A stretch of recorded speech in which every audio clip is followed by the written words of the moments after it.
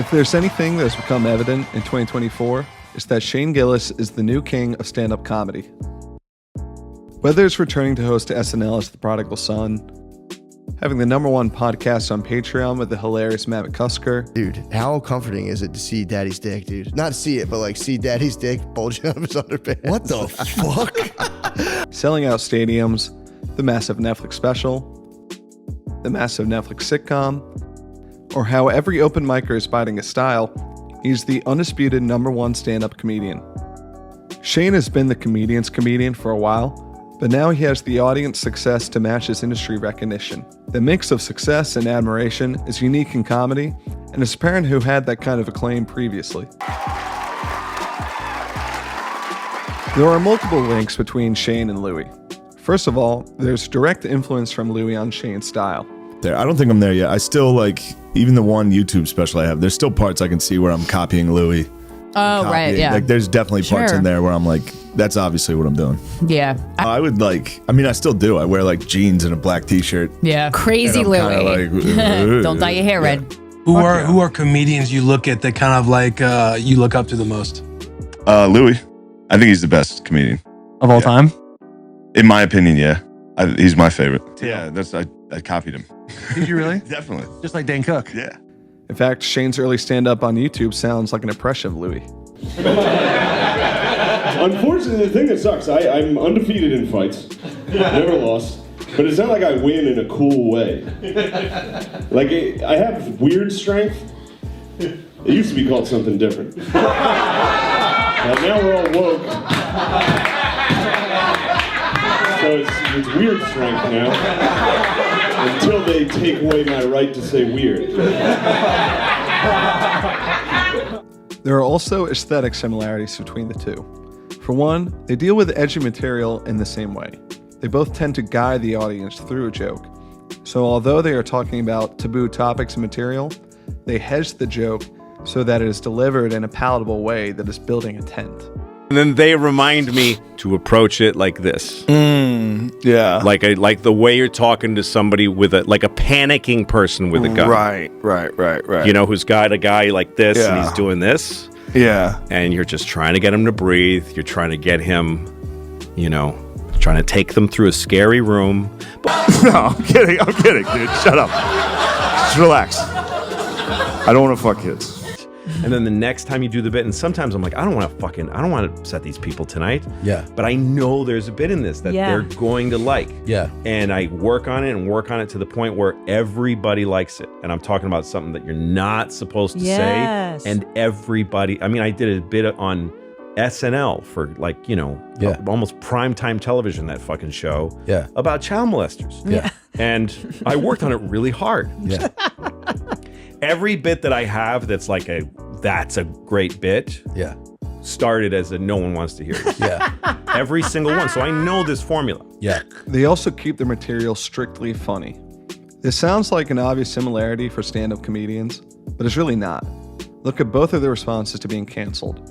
Both just came back with comedy specials that briefly addressed the cancellation and then continued to just be funny. I was fired from this show a while ago, but if, don't look that up, please. How was your last couple of years?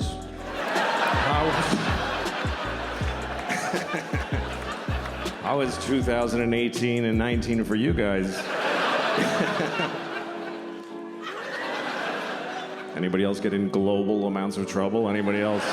Other comedians would talk about the controversy ad nauseum and use the opportunity to get on their soapbox and talk about cancel culture at large. The last similarity, and the most obvious, is that there is a mentor-mentee relationship between Louis and Shane. This can be glimpsed through the way Louis talks about Shane on podcasts. It's Shane Gillis's, Norman's, and he's fucking fantastic. Louis bringing Shane on the road while he was still canceled. Overnight. True, I had a show with Louis C.K., man. I wish I could have been at the rehearsal, but I was on tour with Louis. I was on tour with my idol and the greatest comedian of all time, Louis C.K. Shane's stories of Louis giving him advice about comedy and alcoholism. The one that was, I had a conversation with Louis. Did I tell you this?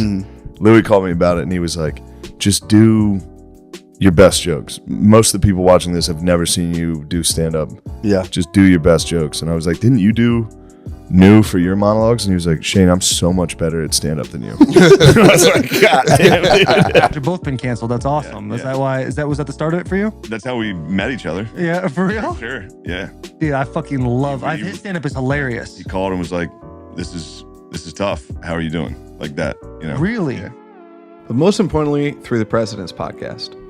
In early 2022, Shane and Matt had Louis on to talk about every single president in order. It's about 6.5 hours long and is wildly entertaining. Louis was canceled before the explosion of comedy podcasts, and he had only made a few appearances until the president's appearance. So this was like Avengers Endgame for autistic comedy fans. Louis ended the appearance with some thoughtful insight into Shane's appeal. That the only way you get out of them is by giving up on our side, your side. And I see people doing that. I see everybody doing that. I see it in the way what you do on stage. You would go to the Comedy Cellar and you want to tell some jokes about your dad. And you'd say, my dad is a Fox News guy. And they all go, boo, because it's their place. It's New York City. And they have no shame just booing a guy. Yeah, just booing my dad. Boo! Boo! This is definitely the right move. Boo! And you would take it with your red Irish half retarded face, and you would just take it and get angry. But you'd swallow the anger and you'd continue talking about your dad. And it was hard. And you kept going to these. And you're not being Theo Vaughn playing in the South. You're in New York City. Nothing against Theo Vaughn, but you're here. And then one night you said to them, they booed. You said, my dad's a Trump guy. I mean, he's a Fox News guy. And they said, boo. And you said, hey, all your dads are Fox News guys. And they went, oh, fuck. Yeah. And you said, and guess what? You want your dad to be a Fox News guy. And you found this common ground with them. And the thing that SNL really fucked up by not having you on there, and by the way, you wouldn't have been able to do what you do on SNL. Of course.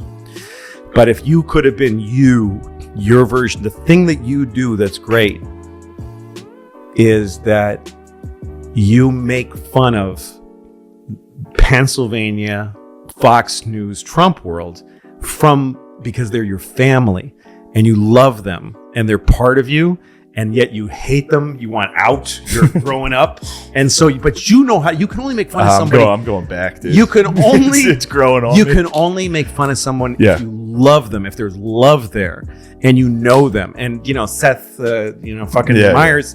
And Trump, oh, God. There's no fun. Their jokes are crafted, but I don't give a fuck. And it's all like it's us versus those. Yes, that's not fun. It's fun to watch a guy go, "This is my dad." Listen, you want to know about? Yeah. You want to know what's really flawed about a Fox News guy?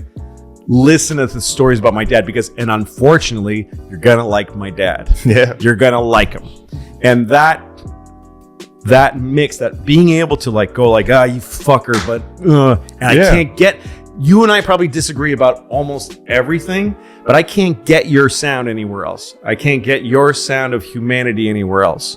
So I think that all this time drove us apart, and then we got lonely. This is a human story.